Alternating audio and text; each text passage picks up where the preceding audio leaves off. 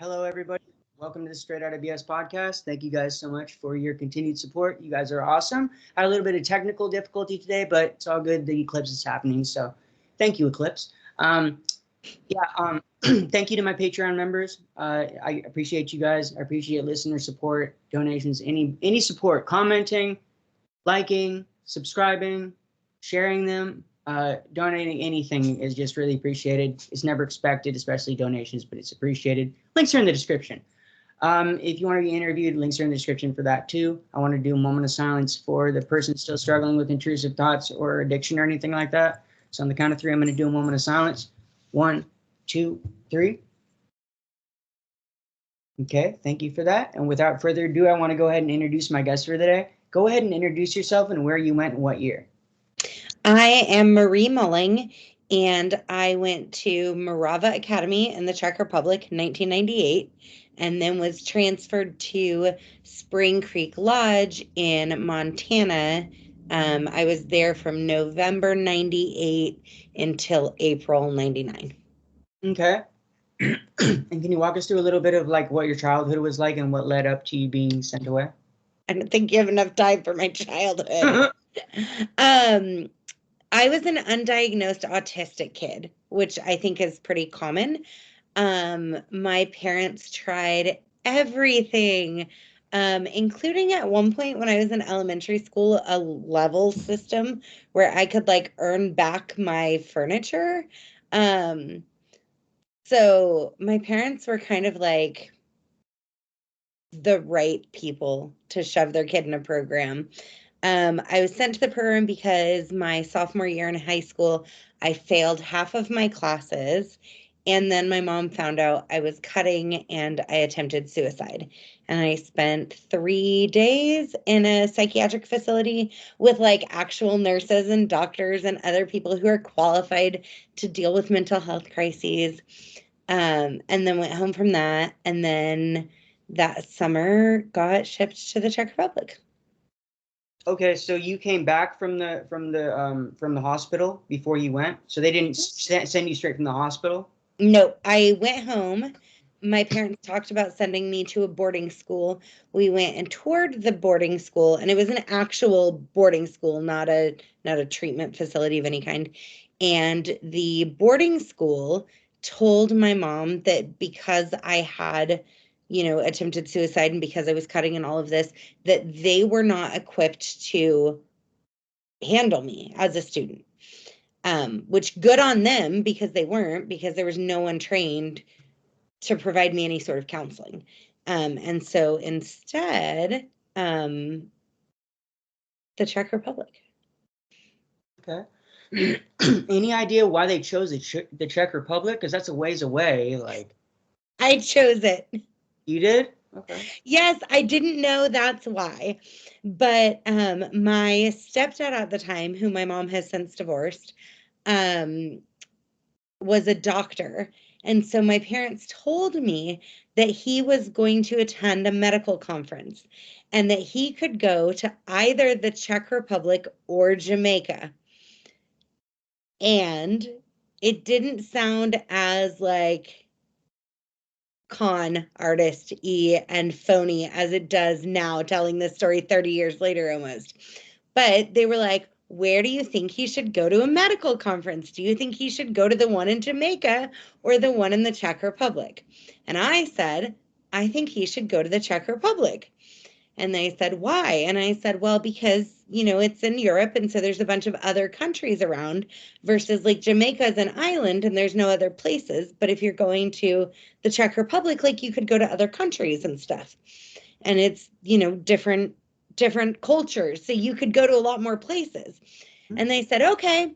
And then another month or so goes by and they say, we don't trust you at home, Marie. So you're going to go to this medical conference with us. So I chose the Czech Republic. They picked Jamaica or the Czech Republic because they were cheaper than the stateside programs. But then they ultimately left the decision up to me, except I didn't know that's what I was picking. Okay, so the place in Jamaica, was that Tranquility Bay then? Yeah. Okay. Were you transported? Walk us through how you got there. Okay, so I literally just realized part of this. Okay, so they tell me I'm going with them to a medical conference, and we get on the plane. We fly from Texas to New York, and then we're flying from New York to Vienna, Austria. And my mom said, take this melatonin because it'll help you not have jet lag. So the part that I just realized, like literally within the past year, I just figured out that wasn't melatonin, because it made me, I react very strongly to anesthesia and stuff, and it made me so groggy. I slept for the whole flight. I slept for the car ride from Vienna to Brno, which I think was about 3 hours. Like, I was so out of it. And melatonin doesn't do that. And the reason I know melatonin doesn't do that is that I was not good at trying to kill myself. And so one time I took a bottle of melatonin because I thought that that would kill me, but instead there's no limit of melatonin that is fatal. Yeah. Which I'm grateful for now, but I felt really silly as a kid who was just really miserable. Anyway, so melatonin doesn't do that. So literally within the past year, I've been like, wait a minute, my mom drugged me, because my stepdad at the time was a doctor. So she could have given me anything. And I don't talk to her, and I'm not going to ask, but I have just figured out that that's what happened. So anyway, so we get to Vienna, they rent a car, we drive to Brno, we get to the hotel. I was the 10th girl there, so it's not like this place was swarming with kids. We get there, Glenn Roach, who ran the program with her husband, gives us a tour, and they're locking doors behind us, but I don't get it. I'm super out of it still. And then we go to the office, and my mom turns to me and says, Marie, this is a therapeutic boarding school, and we're going to leave you here and we're going to fly home. And I said, you're kidding, right? They were not kidding. So then they left, and then I saw my mom again when the Czech government was shutting down the program. My mom was one of 5 parents who flew over to the Czech Republic. Okay. What do you remember about when you first got there? Did they give you a physical room manual? Did they buddy you up with a buddy? I had a buddy. Her name was Jenny. I adore her to this day. There were like 5 Jennifers there. So, like I said, I was the 10th girl. I got there probably in the afternoon. They did not give me any kind of search, but I had flown across the world with my parents, and I wasn't, again, I was suicidal and cutting myself. I wasn't doing drugs. I wasn't smoking cigarettes. I'd never smoked a cigarette. I'd never had a drop of alcohol. I had never done any drugs. So I don't know what they would have searched me for. So I went into the big dining room, and it was time for reflections, and I was expected to sit there and reflect. And I asked, after I realized that, yes, my parents really were leaving me there, I asked how long I would be there, because I really didn't want to miss this Unitarian Universalist church camp that I went to every year in July or August. And I really didn't want to miss it. I got to the Czech Republic in June, and what I was asking them is, by the end of July, would I be home? And they said, maybe. And I said, okay, I can roll with that. So then I went into the dining hall and I did my reflections or whatever. And the girl who had gotten there right before me was not compliant. And so, you know, the way that programs and cults and stuff like this work is that they scapegoat people. And so because she had gotten there right before me and she was like screaming constantly, all I had to do was not that. All I had to do was comply. And because it was a pretty new program, there weren't a lot of the stricter rules later on. And because I was autistic, I liked structure. So for me, Morava was not, it wasn't great, but it wasn't that bad, because I know who the scapegoats were. and I participated in scapegoating them. And like group therapy sucked, but for for a lockdown facility for bad kids based on a cult, it wasn't that bad. Okay. And how long were you there? I was there for 5 months until the Czech authorities came and raided the program. Okay, and what happened on that day? So it was a couple days, and first there was a group of kids from Morava who was taken to like a Czech orphanage, and then they came back, and a bunch of us were taken to like the Czech equivalent of the FBI. And they were giving kids coffee and cigarettes, and everybody was so happy to be getting coffee and cigarettes. And of course, I didn't smoke and I didn't drink coffee, and I was like, no, I think they gave me a Coke. I think that was like the thing that the Czech officers gave me was a Coca-Cola. And I laid down on the floor in like the entryway. We were all sitting on chairs, and I was like basically super overstimulated. And so I laid down on the floor crying.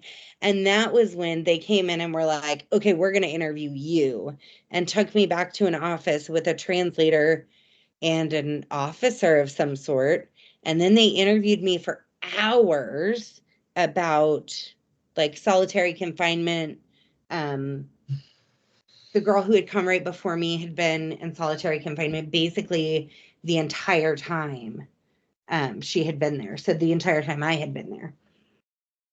And so they interviewed me about that. And it was against the law in the Czech Republic to keep kids in lockdown facilities, which is why they shut it down.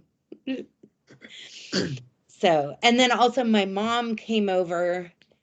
My mom, the first girl, her mom, a girl who was like the fourth or the seventh, her mom, and then another girl who wrote a book with her mom later, that mom came over. And so they came over and they like helped organize everything and get our passports out of the office and figure out which kid was going to which program and getting us all on flights out of the country. It was really wild. And I have a ton of photos because those last few days, my mom was there and had a camera. So I have photos of everyone. I have, probably not of everyone. And then I have lists of people's names. So I'm kind of an unofficial record keeper for the Morava kids, I guess. Nice. Okay. And walk us through what happened. Well, is there anything more you want to touch on about Morava before we move on?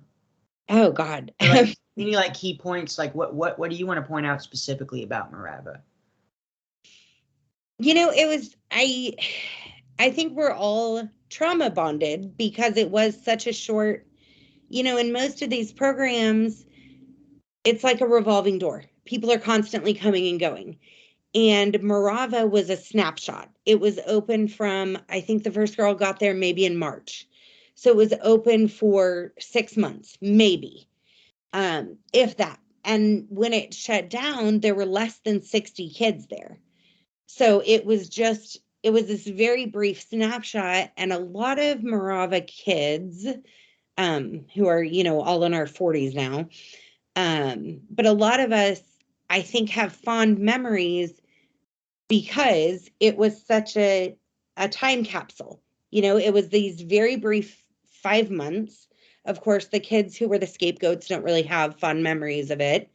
But it's like exclusive, right? Like we were the Morava kids and we were all there together when the Czech government came in and shut down the program. We were all there for sitting in the room singing Kumbaya or whatever the hell when it was closing. And so when the program came out on Netflix, I started getting back in touch with everyone, asking people if they were willing to share their names. I have a contact list with information of people who have given me permission to share it with other people. And any Morava kid I find, I send that to. And I've hosted 2 Zoom meetings for us. There's some talk about going back to the Czech Republic in about 4 years when it's the 30th anniversary. And I think we do have, we do have a weird bond because of the short duration of the program. Okay. How was the food there? It was wonderful. Our cooks we called them Bani Kukashko. And so we had cooks. So it wasn't like when I got to Spring Creek, the kids made the food and it was cheap and crappy, but we had, some of it wasn't good, but we had these dumplings, that were these fruit dumplings with so much butter and powdered sugar, and they were amazing. And, the rye bread was bad, but we called it penis bread because it's like small baguettes like this. And we loved the penis bread. And honestly, when I first got there, everyone was allowed to have condiments. And then Jade and Cassie came over to like toughen us up, and they took away, unless you were, I want to say like level 3 or above, you couldn't have condiments. Level 1s could no longer have condiments. Okay. Did they have a solitary confinement or a study hall there? Yes, they had solitary confinement. Remember that one girl was in it like the whole time that I was there, and that's one of the big things that the program was shut down for. Okay. What about grooming of staff towards students? Did you Not hear that I know of or saw. Okay. But Go ahead. a lot of the staff were Czech, and so they, like, culturally it was very different, and they're the ones that like told on the facility, told on the program. And then also, fun fact, at the beginning of the program, we were told we could only speak German. And so for months, we could only speak German. We had to ask to speak English if there was something we didn't know how to convey in German. We had to ask to speak English for group. We had to ask to cross through doorways in German. And then Jade and Cassie came, and all of a sudden it was a Cat 5 run plans to speak German, and we were no longer allowed to speak German at all. It's brainwashing. That's what they do in brainwashing. They fucking tell you, you can do something. Now you can't do it. Now you can do it. Like, that's part of it. Yeah. Walk us through the transition from Morava to Spring Creek. How did that happen? Did you know you were going to go there? I did. So everyone pretty much went to Carolina Springs or Spring Creek. One of my dear friends was going to Carolina Springs, and Carolina Springs was new. And so, of course, I wanted to go to Carolina Springs, but also no one cared what I want. So, so I went to Spring Creek, and we had a facility meeting to welcome the Morava kids. It was a very big deal that we were showing up. And a ton of people who were at Spring Creek at the time on Facebook and these groups and stuff will be like, I remember when the Morava kids showed up. And I'm like, cool, I was a Morava kid. My mom flew with us to New York, I think. And then she flew home, and I flew to Montana. I don't remember if there was a staff member flew with us from New York to Montana or what. Did they have you handcuffed or anything like that? Or was it just, okay, interesting. And one girl ran in New York. She was part of we were the last transport group out, and a girl did run. I was curious about that, yeah. Yeah. Did she make it anywhere, or she got taken back? She was gone for I don't know how long, but I don't really know. I know she was at Spring Creek later. I don't know how long she was gone, because time means nothing. Okay, at Morava, how many people were there when you first got there, if you had to estimate? And how many Well, people I was the 10th girl, and there were less guys than girls. So I was probably like the 20th or less kid. Okay. And then when I left, there were 60 or less total. Okay. There were 35 girls when it shut down. Okay. And when you got to Spring Creek, walk us through what happened when you got there. Did they buddy you up again with somebody? Did they give you any physical rule manual at all? Walk us through that. So they put us all, I think we got there in like the middle of the night. They put all the Morava kids in one family. All the ones who had come to Spring Creek were in one family. So at Morava, I had been there long enough that I saw us go from one family of girls to two family of girls. But since all of the girls were split between Carolina Springs and Spring Creek, there was just one family of Morava kids at Spring Creek. So there was a facility meeting to officially welcome us. We had a family mom, is that what they were called? Who, you know, walked us through our schedule or whatever, but we were very much expected to just fall in, learn the new rules, keep going about your business. Okay. So they essentially put you in your own family then. Yes, they did. Interesting. I would have thought that they would have split everybody up. I think our parents were so upset with the way everything went down with the program closing that they felt like if they split us up, it would be too traumatic. And I don't think they thought they would have been able to retain us if they had split us into a bunch of different families. After a month or so at Spring Creek, I was put in a different family as a challenge. Cameron and Chafin really picked on me personally. When I watched the program and this one girl was talking about how she felt like people were trying to break her, that's what I like at Morava. It didn't matter that I was a weird kid, right? Because there weren't that many of us. I wasn't one of the scapegoats. I was falling in line well enough to uphold the program, whatever. But at Spring Creek, there was already a very well-established program, and we needed a new scapegoat. If the girls who had come over, I think one of the scapegoat girls had gone to Carolina Springs and one had gone to Spring Creek. And they were put in different families because we already had so much animosity towards them because they wouldn't fall in line. And, you know, then everybody suffers. And so now they needed a scapegoat within our family. And I was a weird kid and I became a scapegoat in our family. So Cameron and Chafin, I literally could not tell you which one did what, and I don't care enough to think about it. But one of them once told me that I was the type of woman who men beat, and that I was as a 16-year-old girl, and that I was going to grow up and get beat by my husband.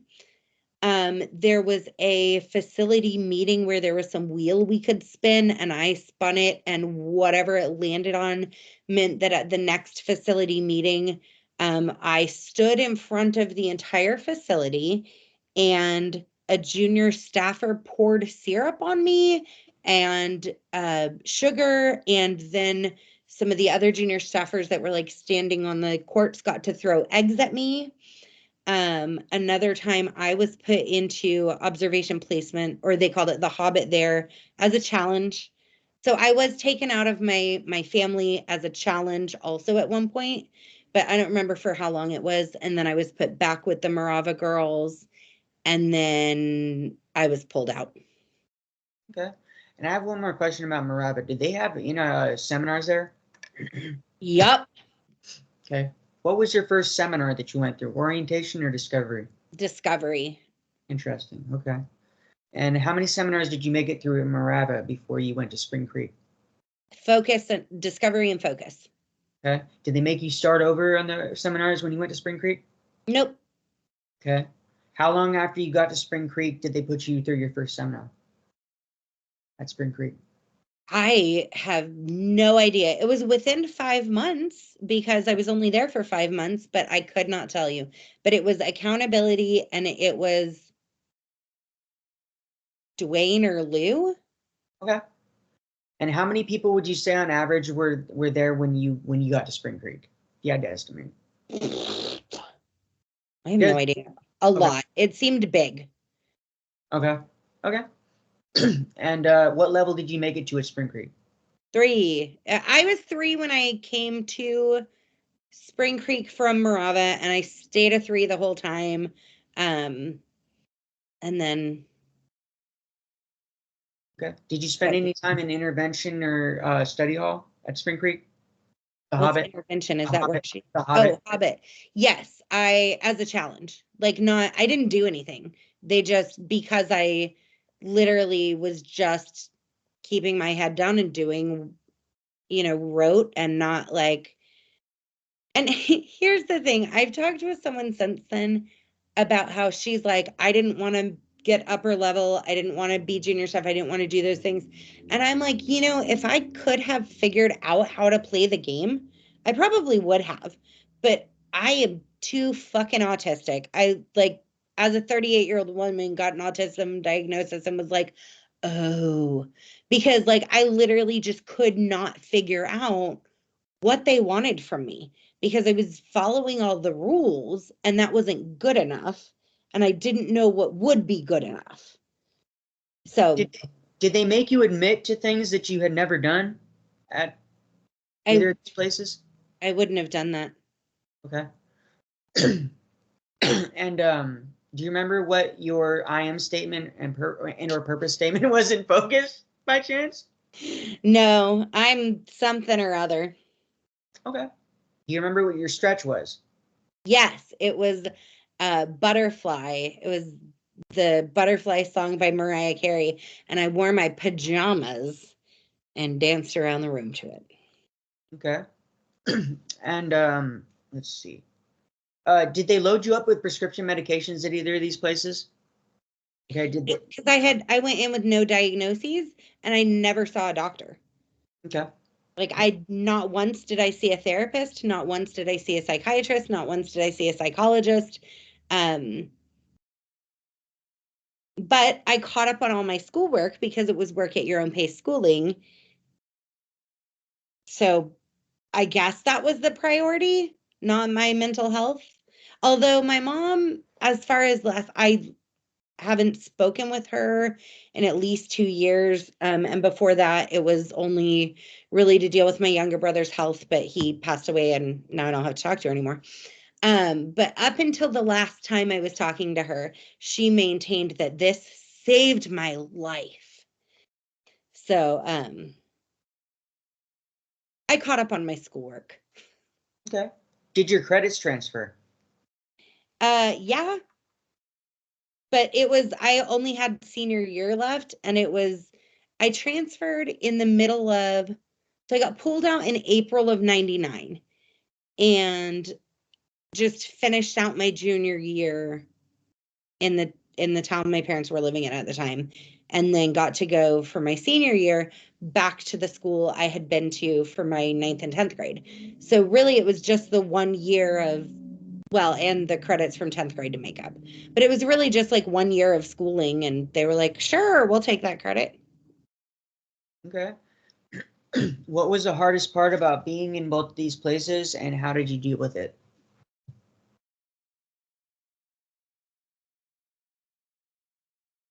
I guess the hardest part was so in Morava, if I kept my head down and followed the rules, like I would move through the program. And then I got to, and it sucked, but like I can follow rules. And then I got to Spring Creek, and there were all these other unspoken rules that I didn't know, that I didn't understand.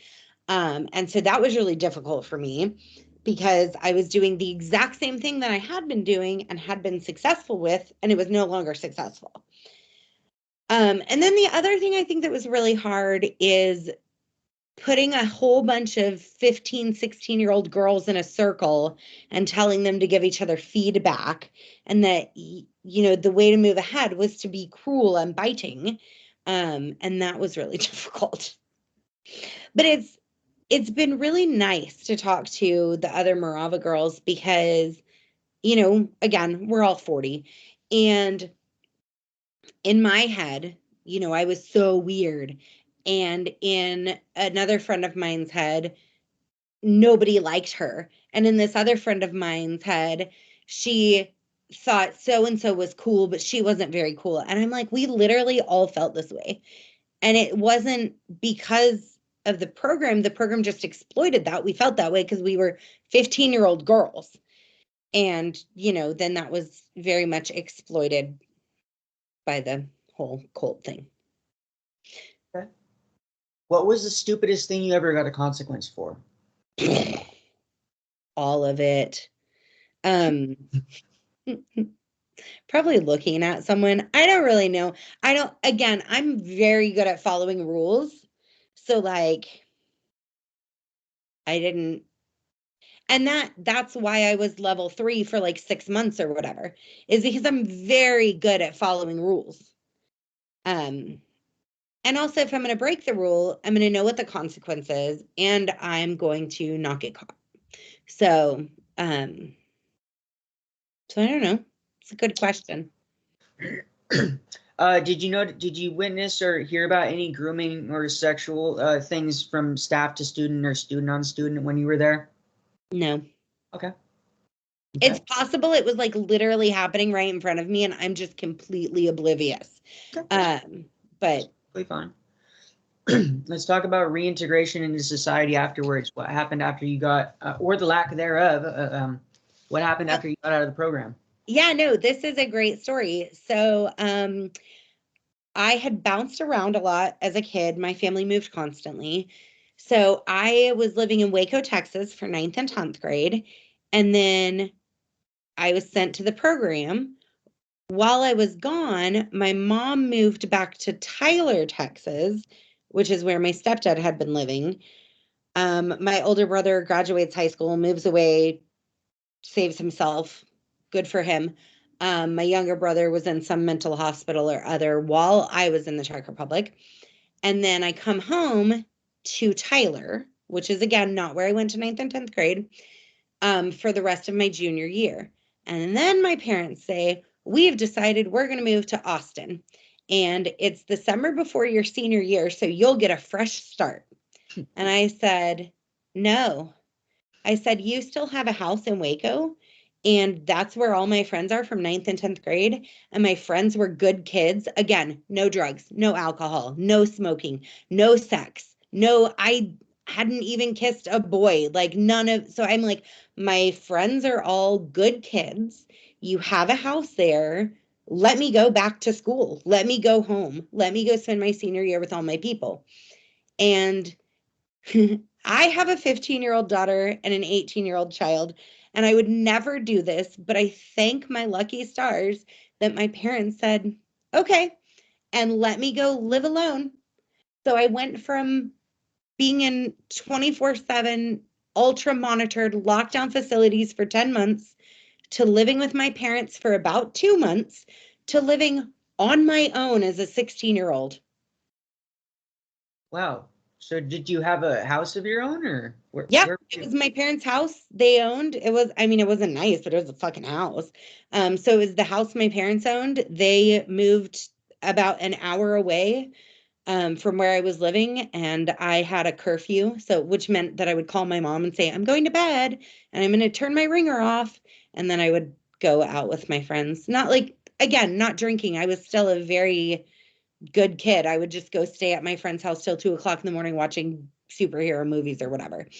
But yeah, living completely alone, an hour away from them. My mom would come into town once or twice a week to buy me groceries, pay my bills, whatever. And I went to school every day. My friend picked me up. I never failed a class again. I did attempt suicide a couple more times, but who cares about that? I didn't fail any more classes. Okay. What has the hardest part been for you reintegrating into society, or what has the hardest part been for you as a result of the program? What have you struggled with the most? Do what? What have you struggled with the most? Sorry. My mother. Also, right after I got home from the program, before I was living alone, a friend of mine smoked a cigarette and I melted down, completely lost it, was so upset. because I didn't know how to like, you're not supposed to do that. You're breaking a rule, and it's such a big rule, and there's no one to tell. I'm like, I lost it. And the first time I was home alone, I called my best friend from pre-program. She's still my best friend to this day. Called her and was like, oh my God, I'm home alone. There's no one here watching what I'm doing. What the hell is happening? And she was very patient and lovely, as she has always been, which is why she puts up with me. But it just stuff like that. And then like with the program coming out on Netflix, people are like, you made this sound like a joke, because I call it boarding school for bad kids. And I'm like, how was I supposed to explain all of that to you? Like, I don't, like, my husband knows bits and pieces, but even we're watching the documentary and he's like, did they do this where you were? Did this happen? And I'm like, yeah, I told you that. And he's like, but I didn't get it. And I'm like, not my problem. Yeah. So. Okay. If you could go back in a time machine and not go through either of these places, knowing what you know now, would you do it, and why?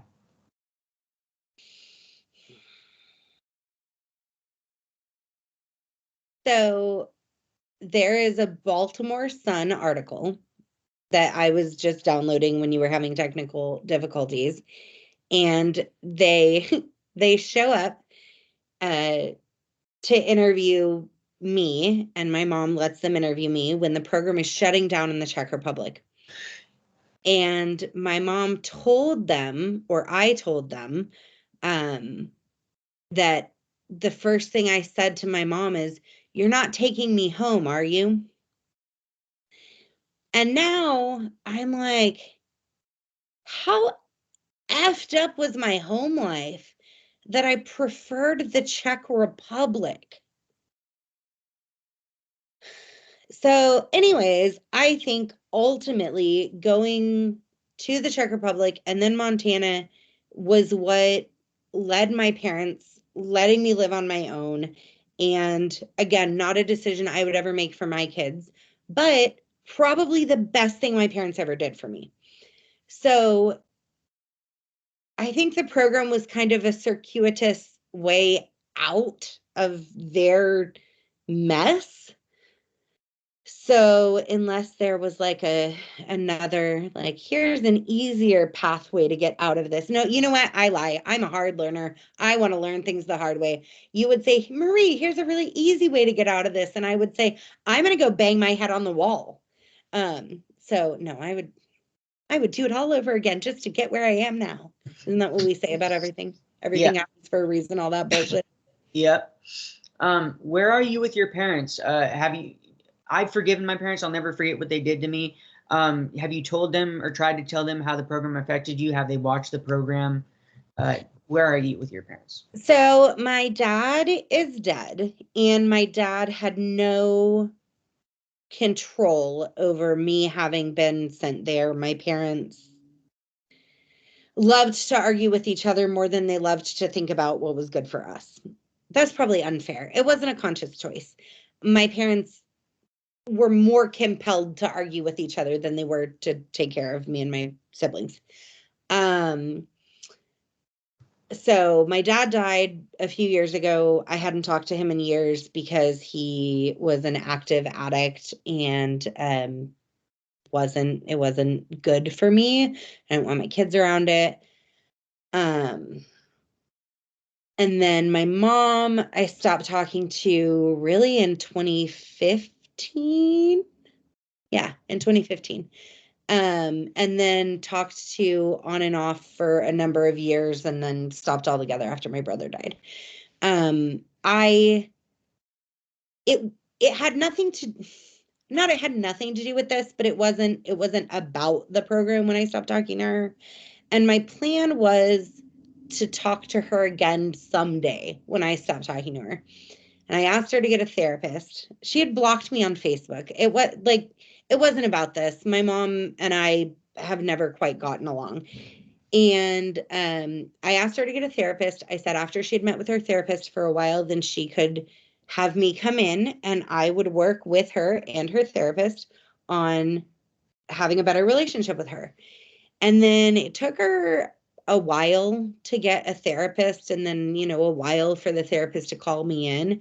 And so by the time I met with her therapist, I think I hadn't been talking to her for about 6 months, and I already had a therapist of my own. And so when I went and met with my mom's therapist, my very lovely husband went with me, and I said, I'm just a lot happier and healthier.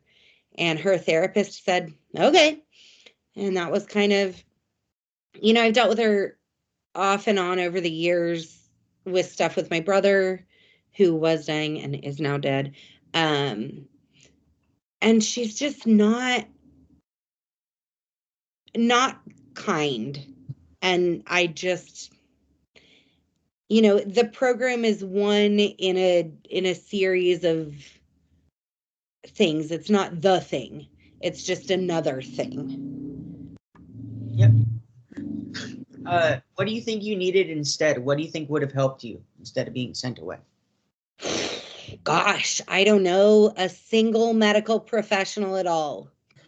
That's what gets me. Like, I have kids, my friends have kids, we have teenagers, and I would never send my kids somewhere where there's literally no licensing, no medical professionals, not a single medical staff, no therapists, no psychiatrists, no psychologists, no nothing. I would never do that to my children in a million years. Like, I have a friend who her kid needed more help than she could provide. And I was like, okay, let me tell you everything about where I went and everything to do to avoid sending your child somewhere like that. And so she sent her child somewhere that had medical staff, and it was still traumatic, because if you are a child going through trauma, it's going to be traumatic. And it wasn't a fucking cold. So at least there's that. Yep. Is it your belief, knowing what you know now, that there's these remaining schools could or even should be fully regulated, or is it your belief that they should all be shut down? I am glad I'm not in a position to make those kind of decisions, first and foremost. I'm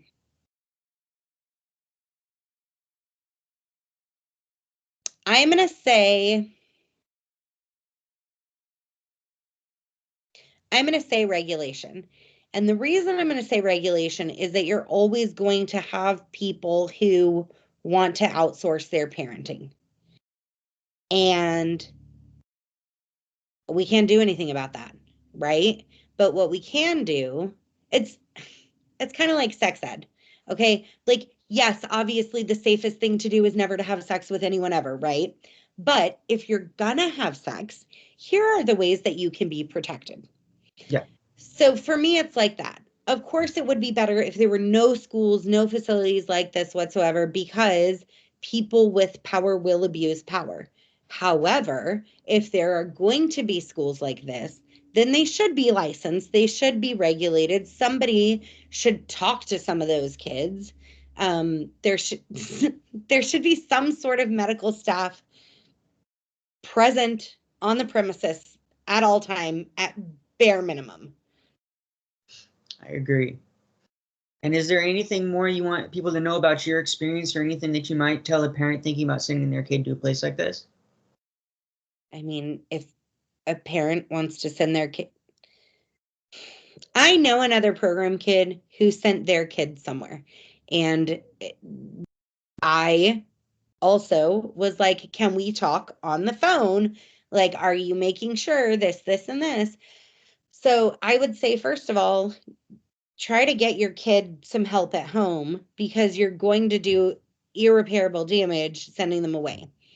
Second of all, if that's not possible, you've got to make sure there's some sort of oversight here. And if it's just people with licenses, then yeah, they can still abuse that, but at least they have a licensing board. Like, there's so many ways to make sure you're not just paying someone to put your kid in a cult. And to me, that seems really simple and basic, but I guess it's not. I should probably get some therapy around that. Hey, we all need therapy. Oh, I love therapy. My spouse is a disabled veteran. My entire family's been in therapy. Therapy is wonderful. My kids have been in therapy on and off since they were 5. The trick is finding a good therapist. That's the trick. Yes. And it's hard because first you have to have like, can you pay for the therapist? Or is there like a sliding scale therapist? And then it's, do you have the energy to call the therapist? And then it's, okay, is this person a good fit? And if not, do I have the energy to start over again? But if you can get there, a good therapist is life-changing. Totally agree. Well, thank you so much for coming on the show and sharing your story. And if you ever want to do a part 2, if things come up after this, just just take some notes, and then we'll reach out and we'll schedule in part 2. Yeah, and if you have any further questions about Morava, I know you have several other Morava kids coming on your podcast, and I'm excited for that. I'm excited to hear their takes on things, because again, trauma bonds are really strong. So, Yeah. but anyways, if you have any other questions about Morava specifically, feel free to reach out. And if any Morava kids listen to this and I don't have your contact info, they can email moravareunion@gmail.com, and then I can give them all the contact info I have. All right. Sounds good. And thank you guys for watching. Please make sure you hit the like, share the video, and subscribe if you're not already, and leave a comment down below. It really helps the algorithm. And we will catch you guys on the next one. Peace out, guys.